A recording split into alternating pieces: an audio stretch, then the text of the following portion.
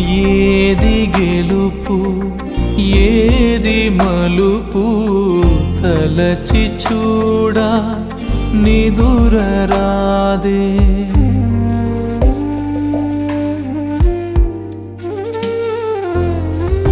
ఓటమైనా ఒంటరైనా కరుణ చూపి నడిపినావు.